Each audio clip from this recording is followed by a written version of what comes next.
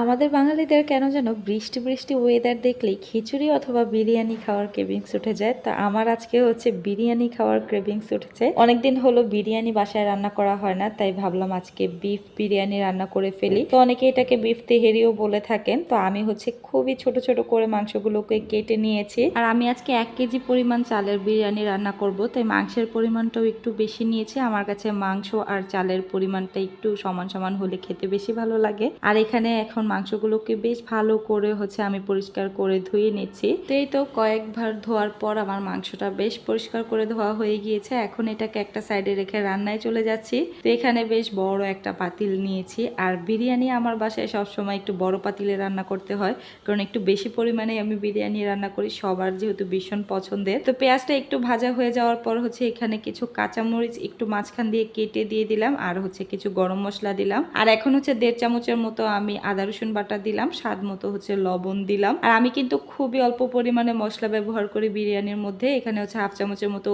মরিচ গুঁড়ো, 1/2 চামচ জিরা গুঁড়ো, আর এখন হচ্ছে কিছু টমেটো সস দিয়ে দিচ্ছি। এখানে টমেটো সস হাতের কাছে না থাকলে আপনারা টমেটোটাও দিতে পারেন।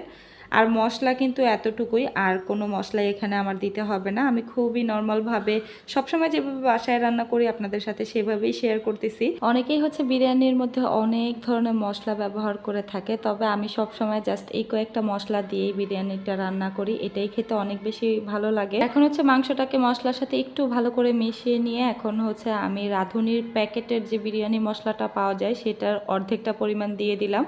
আর বাকি অর্ধেকটা হচ্ছে আমি চালটা দেওয়ার পর পানির মধ্যে দিয়ে দিব। আর এখন মাংসের মধ্যে দেওয়ার কারণ হচ্ছে মাংসটা থেকে বিরিয়ানির যে ফ্লেভারটা সেটা পাওয়া যাবে বেশ ভালোভাবে, আর এই মশলাটা মাংসের মধ্যে ভালোভাবে ঢুকে যাবে। এখন এটাকে ঢেকে হচ্ছে ভালো করে কষিয়ে নিচ্ছি। তো এই তো মাংসটা কিন্তু অনেক ভালো করে আমার কষানো হয়ে গিয়েছে, একদম ঝোলটা শুকিয়ে গিয়েছে। এখন হচ্ছে আমি এখানে গরম পানি দিয়ে দিচ্ছি। এখানে চেষ্টা করবেন গরম পানিটা দেওয়ার জন্য।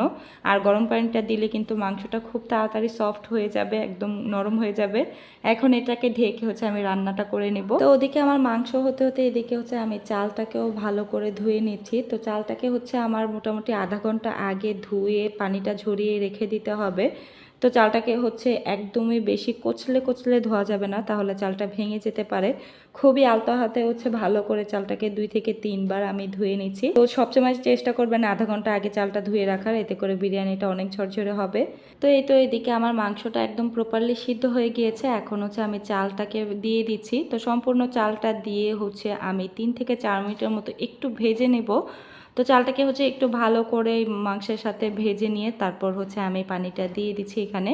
তো এই তো আমার চালটা কিন্তু প্রায় ভালোভাবে ভাজা হয়ে গিয়েছে। এখন আমি আমার পরিমাণ মতো হচ্ছে পানিটা দিয়ে দিচ্ছি। আপনারা আপনাদের প্রয়োজন অনুযায়ী হচ্ছে পানিটা দিবেন, মানে যতটুকু চাল নিয়েছেন সেই আন্দাজে হচ্ছে পানিটা দিবেন। এখন হচ্ছে বাকি মশলাটুকু আমি এখানে দিয়ে দিচ্ছি। তো এই তো মশলাটা দিয়ে হচ্ছে এখন ভালো করে একটু নেড়ে দিয়ে আমি এটাকে ঢেকে প্রায় 5 মিনিটের মতো হাই হিটে জাল করব। তারপর বলক আসার পর চুলার জালটা কমিয়ে তারপর হচ্ছে রান্নাটা করে নেব। তো এই তো এদিকে আমাদের বিরিয়ানির পানিটা কিন্তু একদমই শুকিয়ে গিয়েছে। এখন হচ্ছে চুলার জালটা আমরা বন্ধ করে দিব, আর চুলার আঁচটা বন্ধ করে হচ্ছে 10 মিনিটের মতো এটাকে দমে রেখে দিলেই কিন্তু আমাদের বিরিয়ানিটা একদমই রেডি হয়ে যাবে। তো এই তো এদিকে 10 মিনিট পর চলে আসলাম, আর আমাদের বিরিয়ানিটার পানিও কিন্তু একদমই শুকিয়ে বিরিয়ানিটা অনেক ঝরঝরা হয়ে গিয়েছে। আর সব কিছু একদমই পারফেক্ট, খুবই ঝরঝরে এবং খুবই সুন্দর হয়েছে বিরিয়ানিটা। আর আপনারা দেখে নিশ্চয়ই বুঝতে পারছেন কতটা মজাদার হতে পারে আমার আজকের এই বিরিয়ানিটা। আর মাংসটাও ভীষণ সফট হয়েছিল। তো আপনাদের কাছে কেমন লাগলো আমার এই ঘরোয়া মশলায় তৈরি এই পারফেক্ট বিরিয়ানির রেসিপিটা অবশ্যই আমাকে কমেন্টস করে জানাবেন। আর ভালো লাগলে অবশ্যই আমার পেজটাকে একটা ফলো দিয়ে দিবেন। আবারও হাজির হব অন্য কোনো রেসিপি নিয়ে। আজকের মতো এখানেই বিদায় নিচ্ছি। ভালো থাকবেন সবাই। আল্লাহ হাফিজ।